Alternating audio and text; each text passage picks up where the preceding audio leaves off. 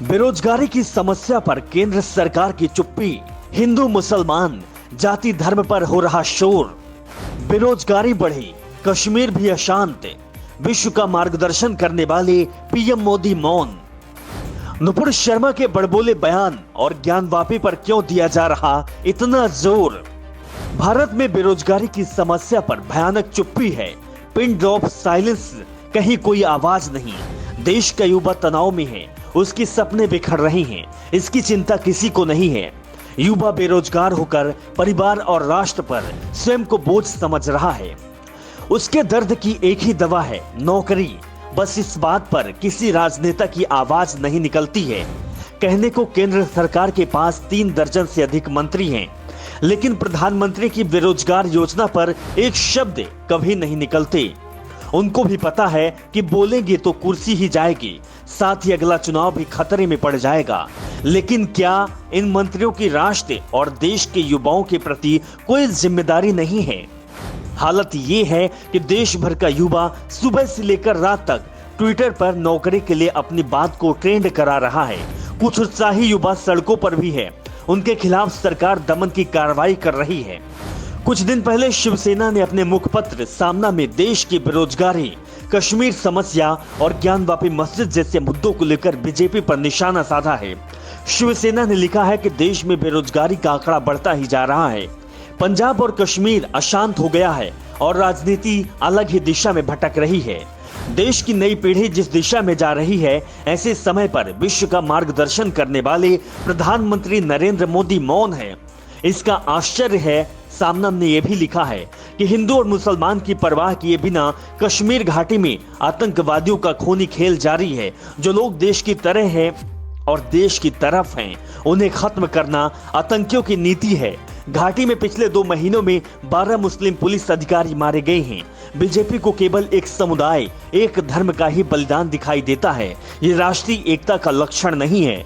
देश के लिए बलिदान देने वाले हिंदू का जितना सम्मान होता है, उतना ही सम्मान इस देश के लिए कुर्बानी देने वाले मुसलमान का भी होना चाहिए। जापान में क्वाड देशों की बैठक में प्रधानमंत्री मोदी सहित दुनिया भर के प्रमुख नेता इकट्ठा हुए। वे सभी नेता चल रहे हैं और उनमें सबसे आगे हमारे प्रधानमंत्री मोदी हैं। ये तस्वीर हिंदुस्तान में प्रसिद्ध हुई, जो खुशी की बात है। लेकिन उसी वैश्विक मंच पर हमारी बेरोजगारी दर सबसे ज्यादा है, उसका क्या? औरंगजेब की कब्र का मुद्दा बीजेपी ने खोद कर निकाला है। बाबरी की तरह औरंगजेब की कब्र भी राष्ट्रीय अस्मिता का मुद्दा है, तो बीजेपी कुदाल फावड़ा लेकर उस कब्र का बाबरी करने की हिम्मत दिखाए। हालांकि सच्चाई ये है कि औरंगजेब की कब्र भारत सरकार के पुरातत्व विभाग के अंतर्गत आती है और अब ये कब्र पर्यटकों के लिए खोलने का निर्णय पुरातत्व विभाग ने लिया है। इस पर बीजेपी मंडल का क्या कहना है? आज देश की राजनीति से मानवता के नाते और सम्मान नष्ट हो गए। अपने देश की राजनीति को हम मोड़ नहीं दे सके तो विश्व को क्या दिशा देंगे? शिवसेना ने यह भी लिखा कि हमारे देश में मौजूदा राजनीति का जो खेल चल रहा है, उसे देखकर सजग जनता का मन कुंठित हो गया है। लोगों को भड़काना, उन्हें आग लगाने के लिए प्रेरित करना, यही राजनीति है। ज्ञानवापी नुपुर शर्मा के बयान को मुद्दा बनाया जा रहा है। इस मुद्दे को लेकर दंगे हो और उस आग में राजनीति की रोटियां सेकी जाए, क्या ऐसी किसी की मंशा है? दुनिया में सबसे ज्यादा बेरोजगारी हिंदुस्तान में है, ऐसा विश्व अर्थशास्त्री कौशिक बसु ने स्पष्ट किया है कि धार्मिक जाति ध्रुवीकरण ने देश की बुनियाद ही हिला दी है। हिंदुस्तान में इस समय बेरोजगारी सबसे बड़ी चुनौती है। बेरोजगारी दर 24% तक पहुंच गई है, जो दुनिया में सबसे ज्यादा है। पिछले 7 सालों में देश में उद्योग बंद हो गए, नए उद्योग नहीं आए। देश में माहौल उद्योगों के लिए ठीक नहीं है। सरकार अपने चहेते उद्योगपतियों के लिए रास्ता खोल रहे हैं। हवाई अड्डे से लेकर सार्वजनिक कंपनियों तक के सार्वजनिक उपक्रम उन्हीं उद्योगपतियों की जेब में ठूस रही है। इसे विकास कैसे कहा जाए?